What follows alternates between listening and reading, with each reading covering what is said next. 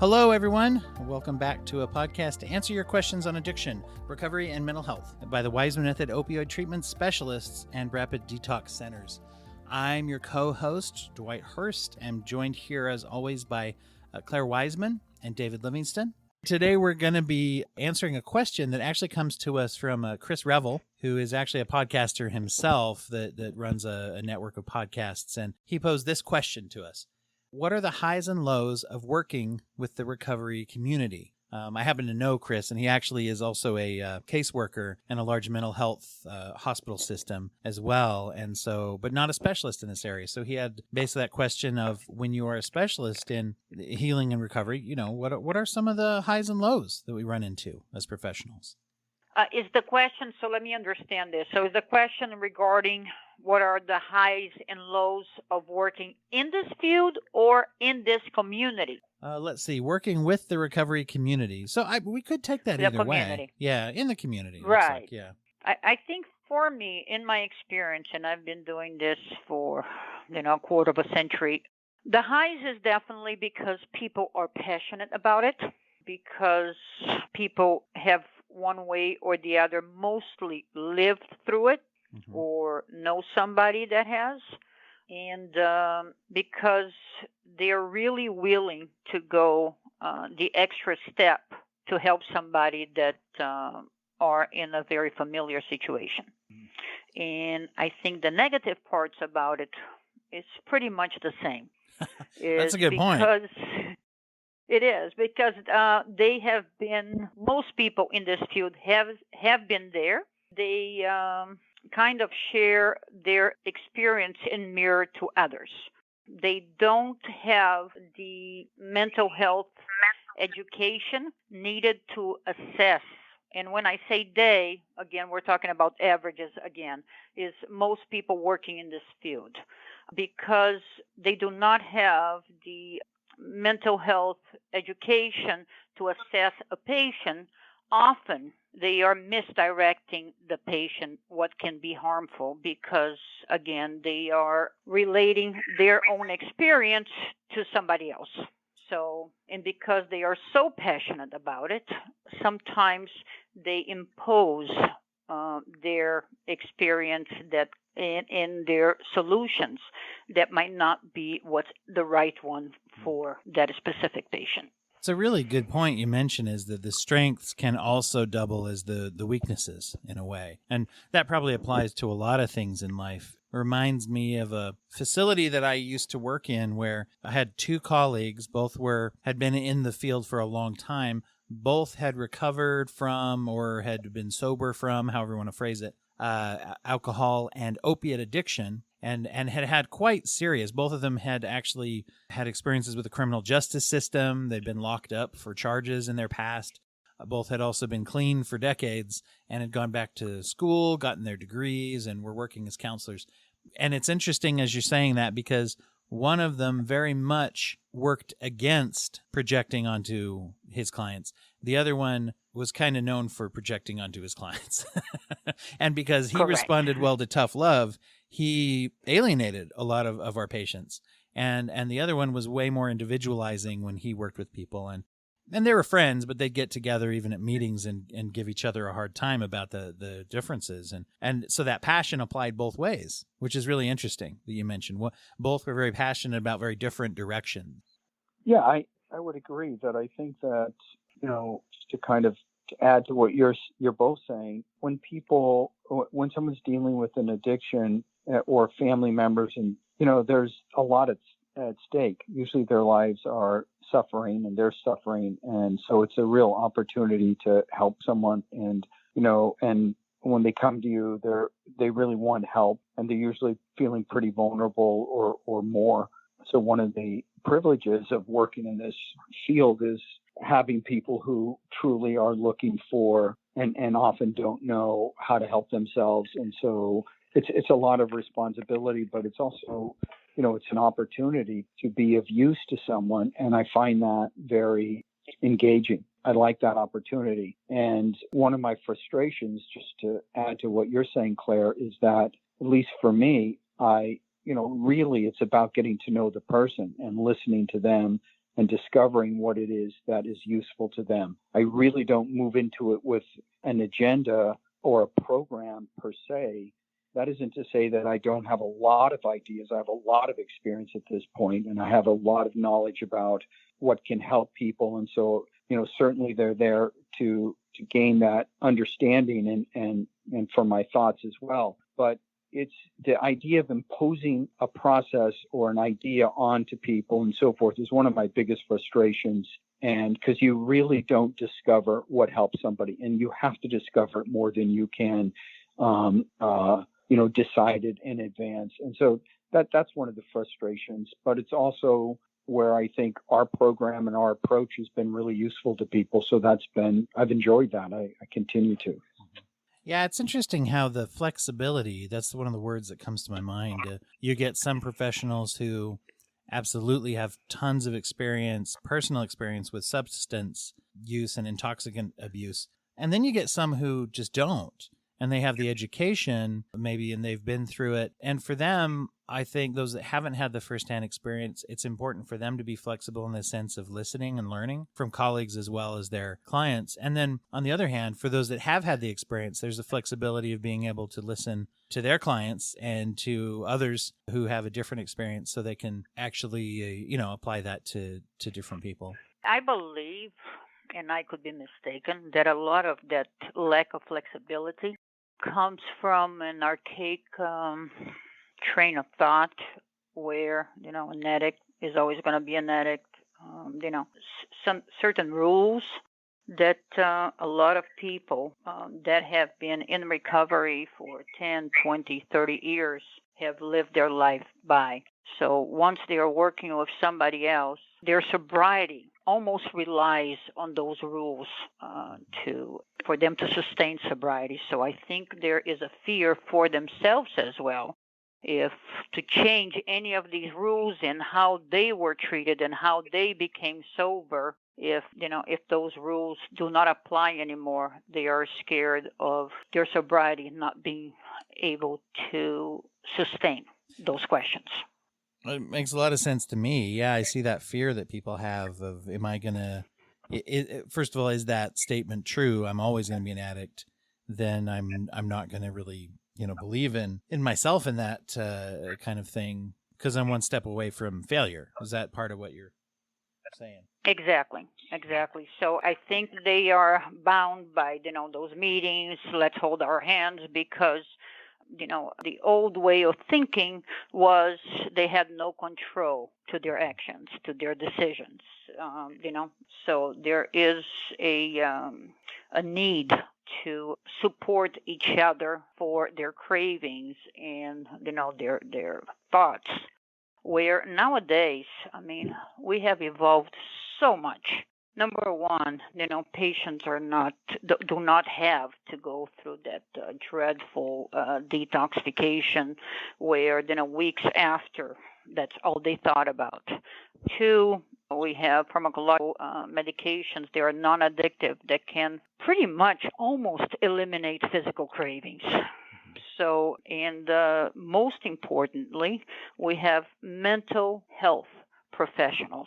And when I say mental health, I mean, therapists, psychologists, psychiatrists that can assess if there is, a underlying mental health condition that can be treated with certain medications or other therapeutical, solutions.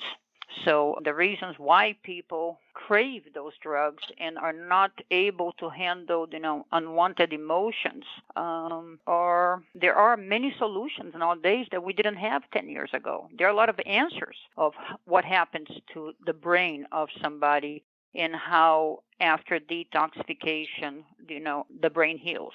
So I think, we have evolved where we can understand physiologically what happens to patients.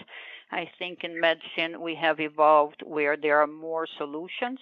And I think as a community and a society, we also have evolved on how we see people in the condition. There's not that tag, the judgmental tag anymore. That's not needed anymore because people can recover. It's one And of again, the it's not who they are; it's a yeah. condition they're suffering from. One of the big strengths and pros, if you will, of working in the field is you get to witness that evolution of that understanding that's grown even over the last few years, especially over the last 10 or 20 years, to say we've learned more about the brain, which is really that's really the organ at failure in addiction, so to speak. That's like I don't have a Hmm. broken bone, but I've got a messed up reward system and effect and consequences, or a lot of that is overshadowed by the addictive mental process. One of the things Correct. that I think is actually a real high point of working in this kind of field is you get to generate a lot of empathy. I feel like working with addiction more than any other facet of mental health that I've worked with has generated a sense of empathy to say, when people do things that don't make a lot of sense, people often don't feel empathy for them. But when you're a professional, you get to know them quite well, and you get to know the context of some of the things people do, whether it's self-medication or fear of withdrawal or just reactions to different kinds of trauma and things like that. And when we're having intoxicant abuse, generally speaking, our judgment is greatly impaired, and things are definitely different within a context. And that's promoted a lot of understanding of the way people work for me. Yeah, I believe that's in a healthcare profession. I think if there is no empathy, it's there's really no connection, and if there is no connection, then it's hard to find a solution. If there's no real understanding, then that will, to me, that's the most empathetic thing you can do, right? I was watching this show a few years ago I was just going through the TV, and I think it was on football in Alabama. Okay, so it was interviewing this couple. It was probably in their 60s or 70s, married couple. One was for the University of Alabama and one like University of Auburn. And the teams play each year, and I don't remember who won or who lost, but the couple hadn't spoke to each other for like a year because of that. Okay, their identification with those two teams was so powerful that and I bring it up because it has everything to do with addiction, or a lot to do with what addiction is, because people become so identified with a substance that it takes on like like an archetypal role in their life. Now, these two people didn't know anybody on the football teams, any of the coaches, anybody. It was simply a way they identified. And so it was an aspect of themselves that they saw themselves as part of something, okay, just through their ideas of it. So this is a lot of what happens in addiction and addiction treatment. So what you see a lot is that people try to change the identification from one thing to the other, right? In a sense, from a less healthy dependency to a healthier dependency, which is a good thing, assuming it is a healthier dependency. But in essence, you've got to repair the marriage, right? You've got to find something. You've got to help people and learn what they want to be identified with, because part of what drives addiction is this deep need for us to be involved in something of, and you see a lot of people being disappointed over and over again, until they find a substance, they substitute it. And so part of the treatment is helping them find other healthy places and people and things to be identified and dependent on in healthy ways. And so anyway, Yeah. I'm not sure how exactly that relates. Seems like they need the same team or something to root for. Right. But or some version of that, of that. Right. But a lot of treatments you just have to identify with what we're doing. And if people who don't, or they don't like it, they just become kind of compliant, and then they leave and they're defiant, or they relapse. And that's the cycle you don't want to be in.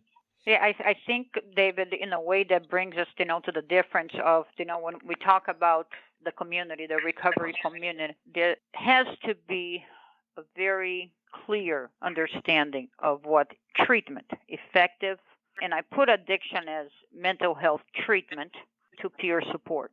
And I think the peer support is where what you're talking about happens, where, people are supposed to identify with others when sometimes they just don't. And they rebel and they leave and they are frustrated and they believe, it just didn't work for them, where because they're asked to identify with a personality and a path in life that maybe is not the right one for them. So it's really important for people to understand in recovery what is peer support. That is a wonderful thing. I think any support of any kind, any healthy support is wonderful. To treatment, to professionals providing treatment. And that can be so easily conflated to where, especially when you've got a lot of emphasis on that, to say, you got to do this. This is the way it looks. And I guess that's one thing that is a low point, I think, is sometimes there can be an idea, almost kind of a cookie cutter approach when people say you need to get some treatment, and there's a blurred line between that and like you say, peer support groups, whether that's a 12-step group or, there's other forms of that group out there that people get support, or whether it's a church group or just some friends or a good friend who got clean. And those can be very important, and they can be of varying degrees of help, but evaluating them sometimes when we think of treatment, I think especially if people aren't as familiar with thinking of addiction as a medical problem, we can think of treatment and almost look at it like the same way you'd say, I'm going to go get some milk. I'm going to stop by the store and get some milk on the way home. It's like I would just go get some treatment. And yeah, there's different, there's 2% or 1% or whole or skim, whatever. People know what milk is. But you think of that as just different degrees of treatment. And I think to your point, Claire, that low point is when we don't see things for what they are and we expect peer support to provide what treatment would provide. And I've also seen the other side where people kind of expect that thing they get from peer support from treatment as well. And it can get kind of confusing for them, if that makes sense. Yeah, and I think a lot of people run away from that. Let me give you a perfect example. So an hour ago, I had a call of a young lady, a veteran, that broke her back while in service. She has been for years and years taking opioid medications for her numerous back surgeries. Never taken more than it was prescribed. She is not taking horrendous dosages. Very stable on her dose. Now she does not have the pain that she originally had anymore. There's no need for her to be on opioids that are causing her secondary effects, and she wants to come off them. What would happen if she went into the internet, search for, drug detox, drug treatment, and call rehab? What would they tell her? Depend what website. There's a lot of different information, some of which is not great. But let's talk about 90% of the rehabs. What would they tell her? And what would be her treatment? This is somebody, that never had drug issue. This is somebody that went to college, served our country respectfully. So this is somebody that would not identify, as David is saying, and she would be not forced, but expected to identify with a group that she would be sitting with 30 people, right, with addiction issues and mental health issues and behavioral issues, and for 30 days, be in there. So this is what I'm trying to say to you. I think we need to stop treating the condition and start treating the patient. Right. And really understand who they are and, what their struggles are and what's going to help them. And, and not walk into it with an agenda already in place, and just really pay attention to what the needs of the patient really are. But that's what a treatment should be from my perspective. It's really about meeting the needs of your patient, and that includes understanding their limits and vulnerabilities and strengths and how they're well developed, where they're struggling in their development, and on and on. But you don't want to put somebody into conflict, right? The goal is to help people become unconflicted. So if you put someone who doesn't need to be in a situation in which they feel conflicted, you're making them worse.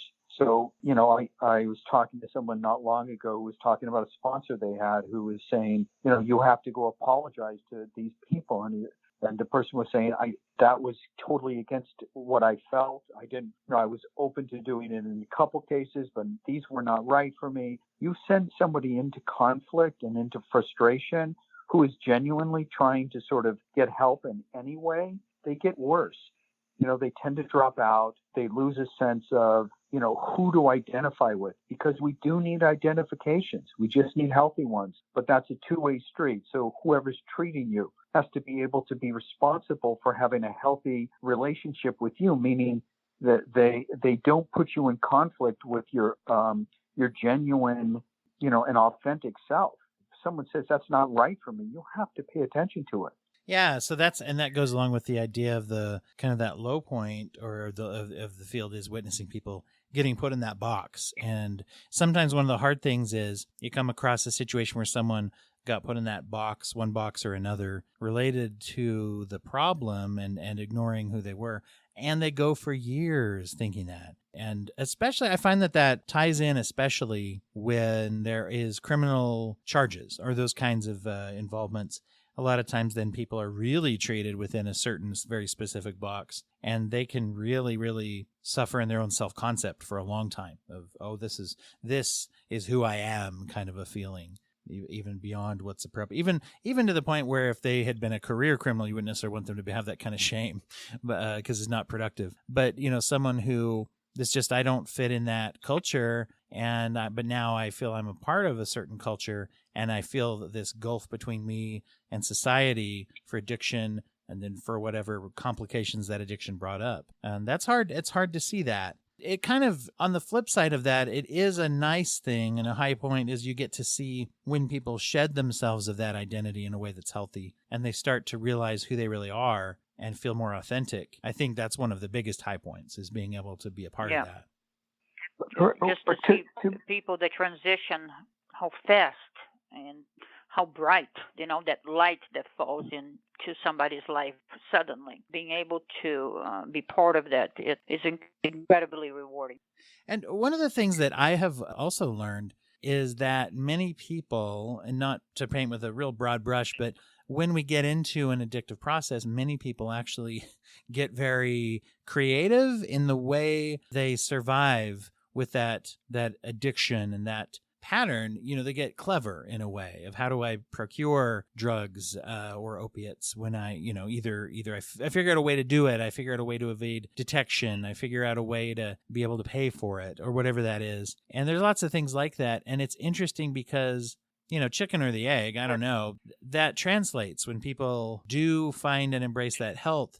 There's many, many times where I see people, they're able to adapt and take that with them and say, oh, I'm clever, actually. Look at what I figured out how to do, without thinking about it. Now, if I'm trying, I can probably figure out ways to live my life, in ways that are going to be very productive. And I don't think people talk about that as often as maybe I do, about some of those strengths that people take away from that sometimes. Is gearing, that wiseness, to something productive in your life.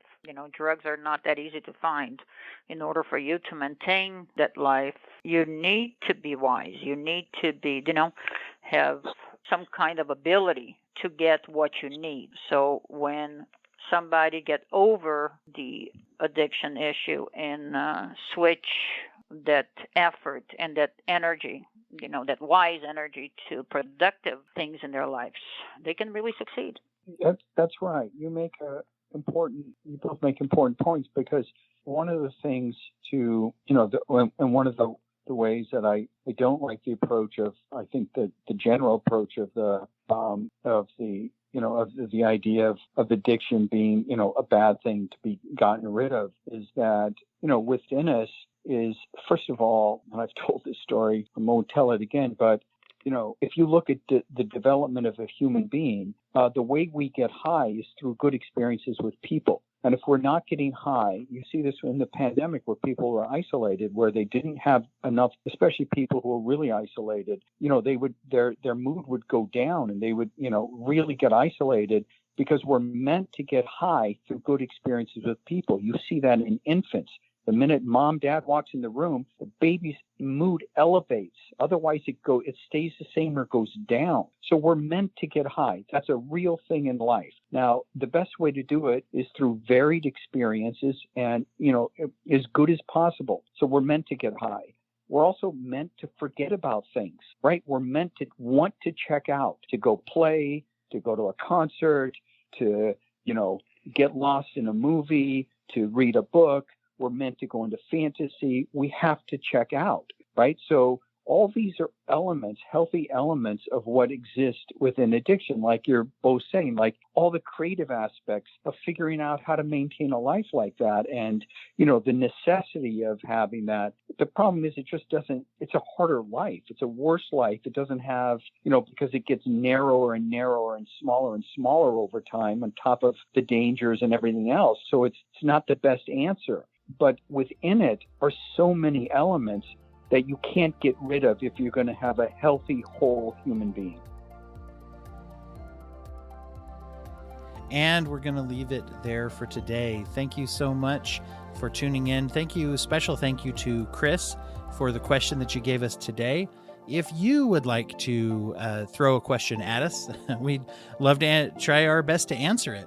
You can reach us at Opiates on Twitter, or you can email info@opiates.com. Visit opiates.com also to learn more about the Wiseman Method Detox Center. This podcast is hosted by Claire Wiseman and David Livingston, addiction specialists, and co-hosted by me, Dwight Hurst. Our music is the song Medical by Clean Mind Sounds. This show is produced by Pop Collar Productions, a company helping you to start up and produce your podcast. Learn more at popcollar.net. Remember out there to keep asking questions, especially questions that have to do with hope, addiction, and treatment, and all of those important things, because once again, as I always like to add, when you have questions, you can find answers. And if you find answers, then you can find hope.